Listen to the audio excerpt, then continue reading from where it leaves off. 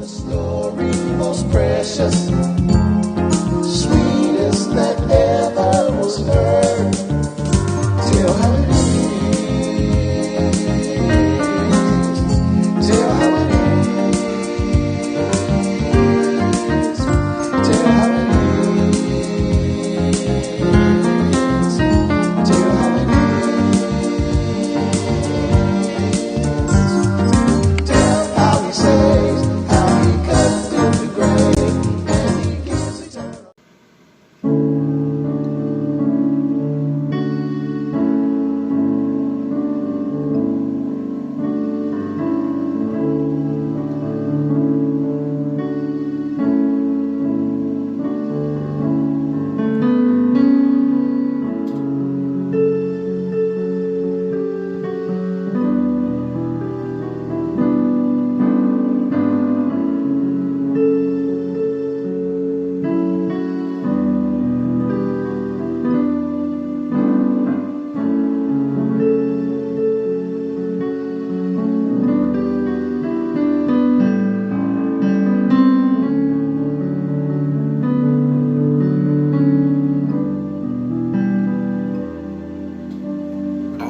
I'm sorry, I was just messing around.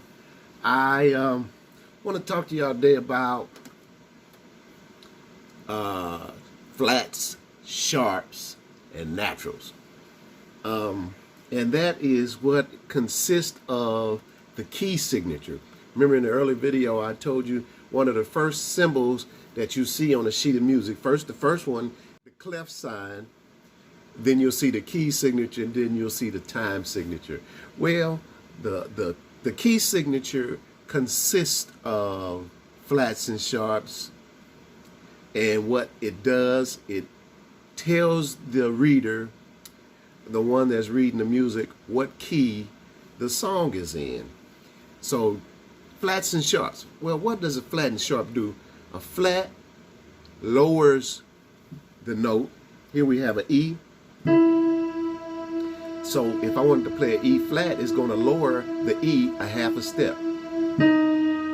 So instead of playing an E, when you see an E in the an E flat in the time signature, an E flat in the key signature, instead of playing an E throughout the whole song, you're always going to play an E flat. Now then,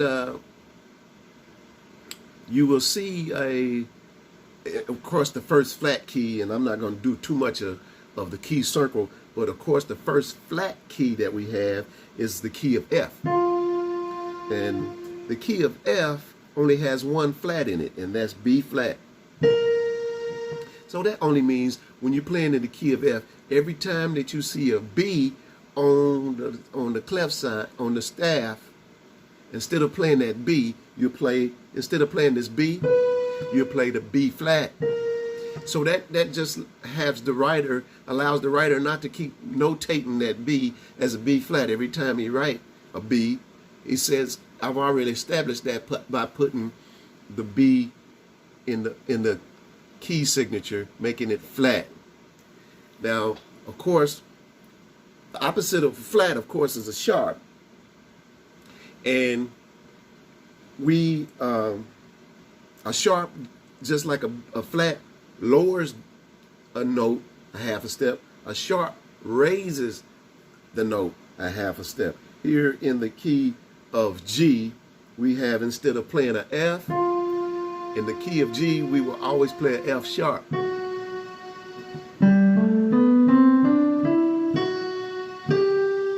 So that's what the key signature does. It establishes the key and allows the reader of the music to know what key is in. And so instead of writing that note flat or sharp every time they see it, it's in the key signature.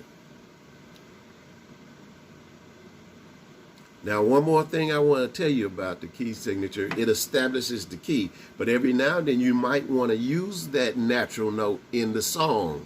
So what you have to do is take the natural sign.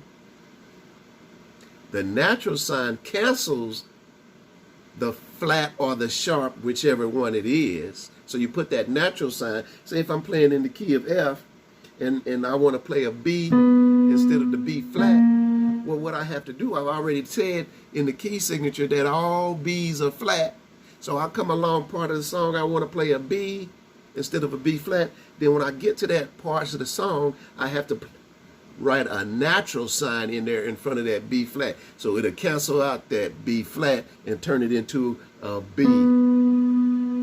Now that only happens in that measure.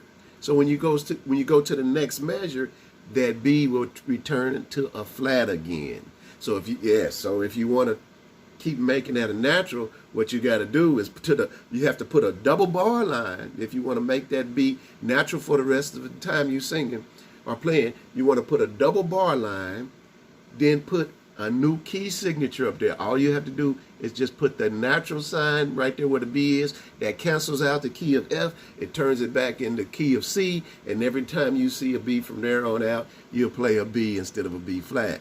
But that's just when you come to modulation and all that. But again, just a simple thing. The flat lowers the note a half a step. The sharp raises the note a half a step. And the natural cancels out either the flat or the sharp. Now, one more thing I want to mention is called an enharmonic tone. And an enharmonic tone is a note that sounds like another note, but they have two different names. And I'm going to tell you what that is. We have what you call a F flat, and an F flat is just the same as a E. So an F flat sounds like an E, but they name it F flat. And in very different keys that we play in, where the F will be flat. The same thing happens with a C flat. A C flat sounds like a B. And in very rare keys do we play a C flat. And that's same as an E sharp. An E sharp is the same as an F. And a B sharp. A B sharp is the same as a C. Now, in between those, we have other enharmonic tones. Another enharmonic tone is an E flat. An E flat and a D sharp, or E flat or D sharp, is the same pitch. So that's an enharmonic tone. Two notes that sound the same, but they have two different names. An E flat is one note, a B sharp is another note, but they sound the same. That's all throughout the whole scale. In between that, we have major scales.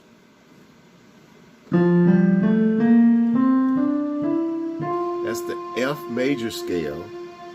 And I just want to say, if we add every pitch in that scale,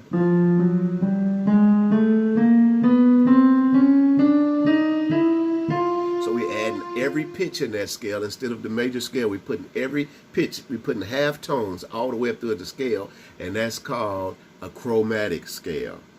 That's right, a chromatic scale. I'm not going to go no further than that. I just wanted to show you what a flat and a sharp is according, and what the key signature is.